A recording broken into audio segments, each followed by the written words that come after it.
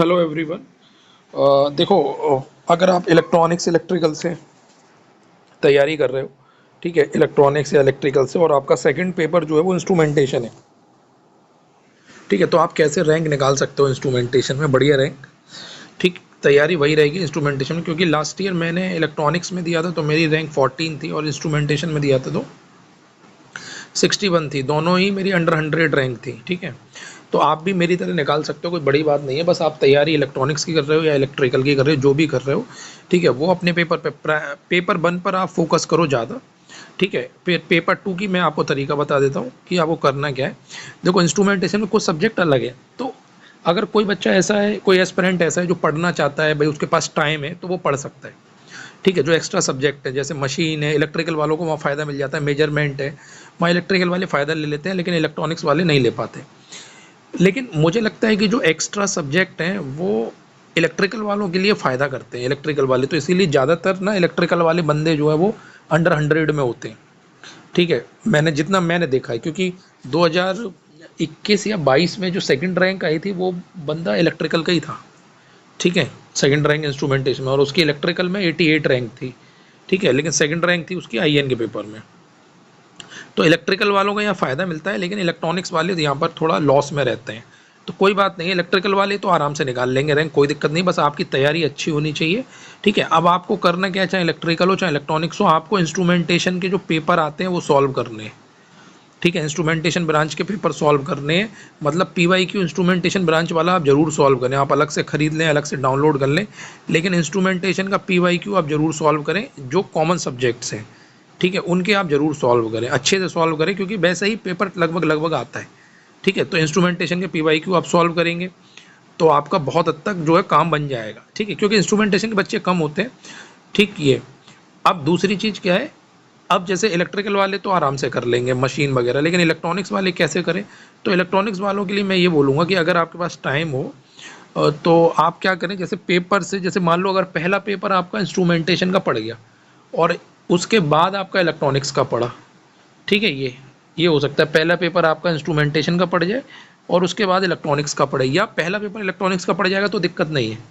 अगर पहला paper electronics का पड़ गया तो दिक्कत नहीं है, लेकिन अगर पहला पेपर इंस्ट्रूमेंटेशन का पड़ गया तो आप ये कर सकते हो कि अपनी तैयारी 7-8 दिन पहले स्टॉप कर दो, ठीक है, 7-8 दिन पहले स्टॉप कर दो, और उसमें इंस्ट्रूमेंटेशन के जो कोर सब्जेक्ट है, जैसे लास्ट जो भी, जैसे ट्रांसड्यूसर है, ये इनके पीवाईक्यू उठा के ना, पीवाईक्यू जैसे मैंने करा था, मैंने क्या करा था, इनके पीवाईक्यू जैसे ट्रांसड्यूसर के थे, ठीक है, तो ट्रांसड्यूसर के मैंने पीवाईक्यू सॉल्व करे थे। अब मुझे कॉन्सेप्ट तो बहुत ज़्यादा आते नहीं थे, तो मैंने ट्राई करा अपना दिमाग लगा कर कि जो जो मुझसे सॉल्व हो सकते हैं या जिनका सोल्यूशन देख के मैं कुछ समझ सकता हूँ, मैंने वैसे वहाँ से कुछ कुछ कॉन्सेप्ट्स निकाले।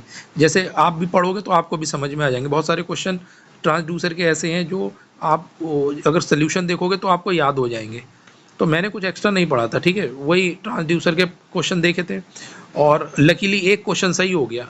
एक क्वेश्चन मतलब मैं जुगाड़ तुगाड़ लगा के सही कर दिया, क्योंकि 7-8 दिन में यही इंस्ट्रूमेंटेशन का जो कोर कोर था, उनके क्वेश्चन ज़्यादा तो थे नहीं, मेरे पास बुक थी इंस्ट्रूमेंटेशन की, तो वो लगा लिए थे मैंने, ठीक है। ज़्यादातर लोगों पर इंस्ट्रूमेंटेशन की बुक होती नहीं है, तो आईएन की मैंने वो कर लिए थे, तो उसमें मेरा देखो बहुत ज़्यादा तो रिजल्ट नहीं आया, मैं तुम्हें बताऊं।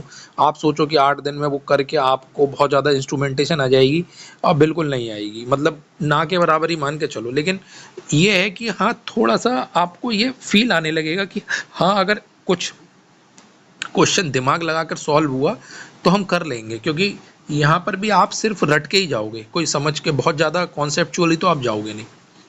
तो मैं ये कहूँगा कि 7-8 दिन आप पढ़ोगे ना, तो आपको एक आध मतलब क्वेश्चन सॉल्व करने की कैपेबिलिटी रहेगी, लेकिन ज़्यादातर जो क्वेश्चन है वो इलेक्ट्रॉनिक्स इलेक्ट्रिकल के कॉमन सब्जेक्ट और इंस्ट्रूमेंटेशन के वहीं से आते हैं। तो यहाँ ये ध्यान रखना है कि इंस्ट्रूमेंटेशन में जो सवाल आए कॉमन सब्जेक्ट के, वो गलत नहीं होने चाहिए। अगर वो रॉन्ग हो गए तो वैसे तुम्हारी रैंक गई। तो मेरे साथ यही था कि इंस्ट्रूमेंटेशन के जो कॉमन सब्जेक्ट के क्वेश्चन थे वो कुछ गलत नहीं हुए, एप्टीट्यूड मेरा सही हो गया, मैथ्स सही हो गया, ठीक है, और कॉमन सब्जेक्ट के सारे क्वेश्चन सही हो गए, और शायद एक क्वेश्चन मेरा इंस्ट्रूमेंटेशन का सही हो गया, मतलब कोर ब्रांच का था, उसमें मैंने थोड़ा सा गुणा भाग लगाई, वो सही हो गया। बाकी मैंने अटैम्प्ट करे थे 5 क्वेश्चन अटैम्प्ट करे थे जो एनईटी टाइप के थे, ठीक है, तो वो मुझसे मतलब बने नहीं बने मुझे नहीं मालूम, लेकिन वो सब गलत हो गए, सब गलत हो गए, ठीक है ये। लेकिन हाँ, ये पढ़ने के बाद ये लग रहा था कि हाँ हमने पढ़ा है, 6-7 दिन जो मैंने पढ़ी थी ना इंस्ट्रूमेंटेशन की कोर चीज़ें पढ़ी थी। मशीन तो मैं पढ़ के ही नहीं गया था, ठीक है। मशीन थोड़ा बहुत इंजीनियरिंग सर्विस की जब तैयारी कर रहा था तो मशीन थोड़ा बहुत आता था, थोड़ी थोड़ी चीज़ें याद थी, तो वो नोट्स से मैंने 1-2 दिन मतलब रिवाइज़ करा था, और ठीक है, तो थोड़ी थोड़ी चीज़ें मुझे आ रही थी, बहुत ज़्यादा तो नहीं आता था, ठीक है। तो मशीन का तो मुझसे बना ही नहीं, बहुत पता नहीं क्या पूछा था, तो मैंने डर के चक्कर में देखा ही नहीं। और इंस्ट्रूमेंटेशन में ज़रूर मैंने अटेम्प्ट लिया था, कुछ क्वेश्चन बन जाए, जैसे एक एक ट्रांसड्यूसर का स्लाइडर वाला क्वेश्चन आया था, ठीक है, वो मैंने ट्राई करा था, तो वो बन गया था, लेकिन वो भी गलत ही बना था। लेकिन हाँ ये था कि बन रहा था। और एक क्वेश्चन मेरा सही था, अब उसमें आप ये सोचो कि मेरे कॉन्सेप्ट थे, तो मेरे कोई कॉन्सेप्ट नहीं थे, मैं पहले बता रहा हूँ।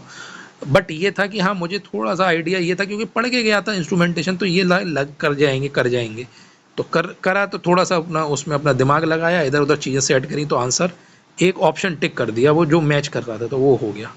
तो ऐसे करके आप वो निकाल सकते हो। तो देखो गलती यहाँ कहाँ होती है, गलती कहाँ होती है लोगों से, मैं वो उस पर बात कर रहा हूँ। अब ईसी वाले गलती कहाँ करते हैं, ईसी वाले इंस्ट्रूमेंटेशन में अपने सब्जेक्ट छोड़ के इंस्ट्रूमेंटेशन का पढ़ने बैठ जाते हैं, जो कि सरासर गलत है। तुम नहीं सीख पाओगे 6-7-8 दिन में इंस्ट्रूमेंटेशन, नहीं सीख पाओगे 6-7 दिन में मशीन। भाई 2-2 महीने लगते हैं इलेक्ट्रिकल वालों को मशीन का सिलेबस करने में, 4 साल मशीन पढ़ते हैं, तुम 6-7 दिन में नहीं सीख पाओगे। लेकिन तुम 6-7 दिन में बस पीवाई क्यू करो, पीवाई क्यू से तुम्हें अगर फंस गया, या पीवाई क्यू से तुम्हें थोड़ा बहुत एज मिल गया, तो 1-2 नंबर का एज मिल जाएगा। बाकी कॉमन सब्जेक्ट का रिवीजन ज़्यादा करना, ठीक है, कॉमन सब्जेक्ट जो हैं वो उनका रिवीजन ज़्यादा करना, और आईएन के पेपर जरूर लगाना, आईएन के पेपर जरूर लगाना, क्योंकि यहाँ से बहुत ज़्यादा संतुष्टि मिलेगी, ठीक है। ये तो इलेक्ट्रिकल वाले भी ये यूज़ कर सकते हैं, और इलेक्ट्रॉनिक्स वाले बस यही गलती कर जाते हैं, ठीक है। वो गलती बस यहाँ कर जाएंगे, वो गलती में क्या देखेंगे, गलती कर जाएंगे कि वो इंस्ट्रूमेंटेशन पढ़ने बैठ जाते हैं। पूरे पूरे पूरा दिन नहीं पढ़नी है भाई, जब 8 दिन पहले आप रोको, तो आप 4 घंटे इंस्ट्रूमेंटेशन के क्वेश्चन पीवाई क्यू सॉल्यूशन देख देख के लगाते रहो, ठीक है। और बाकी 4-5 घंटे अपना जो बच रहा है उसमें अपने रिवीजन करो, कॉमन सब्जेक्ट का पीवाई क्यू लगाओ, कॉमन सब्जेक्ट के जो भी आपको लगे। तो ऐसे करो, कोई बात नहीं, अगर अंडर 100 रैंक नहीं भी आई तो 200 के पास आ जाएगी, क्योंकि आप कॉमन सब्जेक्ट सही करोगे ना, तो 200 250 रैंक वैसे ही बन जाएगी, ठीक है। कॉमन सब्जेक्ट ही सही करोगे, 200 250 तो रैंक आराम से बन जाएगी, ठीक है। लेकिन अगर तुम ज़्यादा होशियारी के चक्कर में जाओगे ना, तो गड़बड़ हो जाएगा। तो आपको पेपर अटेम्प्ट करते समय क्या करना है, जैसे मैंने करा था, अब चाहे आप इलेक्ट्रिकल से हो चाहे आप इलेक्ट्रॉनिक्स के हो, मैंने कुछ नहीं देखा, मैंने सिर्फ स्टार्ट करा, जो मुझे लगते थे, जैसे मैंने अपने कॉमन सब्जेक्ट, मैंने अपनी रेंज वाले सवाल ढूंढे, जैसे नेटवर्क स्टार्ट करा, तो पहले मैंने इसका पेपर कैसे अटेम्प्ट करा वो भी बता दे रहा हूँ, कि मैंने जैसे सर्किट वाले सवाल ढूंढे कहाँ कहाँ हैं जल्दी जल्दी। जैसे मैंने पहला सवाल देखा, अच्छा ये सवाल मुझसे बन जाए, कॉमन सब्जेक्ट का बना लिया। दूसरा सवाल ढूंढा, कॉमन सब्जेक्ट का है, बना गया दूसरा। अगर तीसरा सवाल मुझे लगता था कोर इंस्ट्रूमेंटेशन का है, छोड़ो उसको, ठीक है। फोर्थ सवाल देखा कोर इंस्ट्रूमेंटेशन का है, छोड़ो।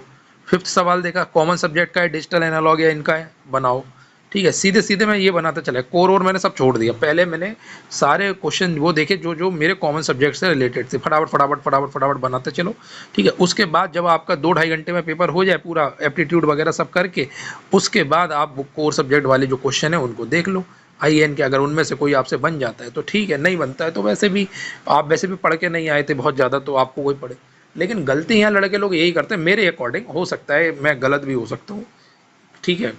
अगर आप पढ़ सकते हो मशीन और ये, तो आप पढ़ लो भाई, मैं मने नहीं करूँगा। अगर आप पढ़ सकते हो, आपके पास टाइम है, अगर आपके पास टाइम है तो आप पढ़ सकते हो, मुझे दिक्कत नहीं है, ठीक है, मैं कोई मने नहीं करूँ। लेकिन अगर आप नहीं पढ़ पाए हो, टाइम बचा है कम, आप ईसी का ही सिलेबस ले दे के कर पाए हो, ठीक है, या फिर ईसी का सिलेबस आपने कंप्लीट कर लिया है, लेकिन अभी आप मॉक और रिवीजन में बिजी हो, और आप फिर भी आपके पास टाइम नहीं बच रहा है, तो आप कहाँ से इंस्ट्रूमेंटेशन पढ़ पाओगे, नहीं पढ़ पाओगे। तो वो 6-7 दिन में ही बस देखना है, अगर पीवाईक्यू देख के चल जाए तो ठीक है। पर अगर वो भी तुम्हारे पास टाइम नहीं मिले तो कोई बात नहीं, आप कॉमन सब्जेक्ट आराम से सॉल्व करके आओगे ना। तो इंस्ट्रूमेंटेशन के पेपर में फ़ायदा ये रहता है कि हमको ज़्यादा प्रेशर नहीं होता, ठीक है, ज़्यादा प्रेशर नहीं होता, चाहे पेपर पहले हो चाहे बाद में हो, ज़्यादा प्रेशर नहीं रहता, एकदम कूल माइंड से जाते हैं। तो मैं तो ज़्यादा प्रेशर मेरे पास था नहीं, क्योंकि मेन पेपर मेरा ईसी था, ठीक है। तो ज़्यादा प्रेशर नहीं होता, तो उसमें क्या है, थोड़ा अच्छा परफॉर्म भी हो जाता है। और फिर दूसरी बात ये, हम पहले से ही माइंड मेकअप करके जाते हैं कि कोर के क्वेश्चन हम छोड़ देंगे, तो थोड़ा टाइम भी ज़्यादा मिल जाता है, तो मेरा पेपर लगभग 2 घंटे या 2 घंटे 35 मिनट में मैंने सॉल्व कर लिया था। बाकी आधा घंटा जो बचा था, या 40 मिनट थे, या 35 मिनट, या 25 मिनट, मुझे ध्यान नहीं है, कुछ ऐसे मेरे पास जो बचे थे उसमें मैंने कोर ट्राई करा। तो कोर तो मुझसे ज़्यादा 3-4 ही क्वेश्चन सॉल्व हुए, जिसमें से मैंने आपको पहले ही बता दिया ज़्यादातर क्वेश्चन गलत थे, एक क्वेश्चन बस सही था। ठीक है, लेकिन ये सही था कि जो मैंने क्वेश्चन अटैम्प्ट करे थे उसमें मेरा नंबर नहीं कटा, क्योंकि एनएटी टाइप के ही थे। ठीक है, एनएटी था तो वो नंबर नहीं कटा मेरा। बाकी मैंने ये मैंने अपनी प्लानिंग के साथ करा था कि अगर एनएटी होगा तो मैं ज़रूर अटैम्प्ट करूँगा। तो एनएटी में मैंने थोड़ा अपना दिमाग लगाया, तुक्का उक्का लगाया, लेकिन वो तब भी सही नहीं बैठा, गलत। एनएटी तो छोड़ के ही नहीं आने, एनएटी में तो तुक्का लगाओ तब भी भर देना है। ठीक है, तो इस तरीके से अगर यूज़ करोगे तो आप आराम से इंस्ट्रूमेंटेशन में अच्छा रैंक निकाल पाओगे, बहुत ही प्यार से रैंक आ जाएगा। ज़्यादा ये मत सोचना कि अंडर 100 ही आएगा, ऐसा मत सोचना कि अंडर 100 ही आएगा। अरे 200 भी आ गया, 150 भी आ गया, तब भी हो जाएगा। लेकिन गलत नहीं करने हैं, जो कॉमन सब्जेक्ट के सवाल हैं ये गलत नहीं होने चाहिए। अगर ये गलत हो गए तो नहीं बनेगी आपकी रैंक। ठीक है, तो टाइम लेके आराम से बनाना।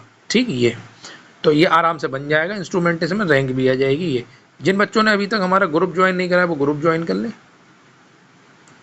ठीक है, ये हमारा व्हाट्सअप नंबर है, इस व्हाट्सअप नंबर पर आप हमको मैसेज करेंगे, हमारी टीम आपको ग्रुप में ऐड कर लेगी। अंडर 100 रैंक वाला हमने ग्रुप बनाया, ट्राई कर रहे हैं कि आपकी रैंक बन जाए अच्छी। तो गाइडेंस उसमें मैं देता रहता हूँ, इसका कोई कॉस्ट नहीं है, फ्री ऑफ कॉस्ट है, आप जब चाहें तब ज्वाइन कर सकते हैं। ठीक है, चलो ऐसे और भी इंटरेस्टिंग पॉइंट्स मैं आपको बताता रहूँगा। तब तक के लिए bye bye and good luck to all of you.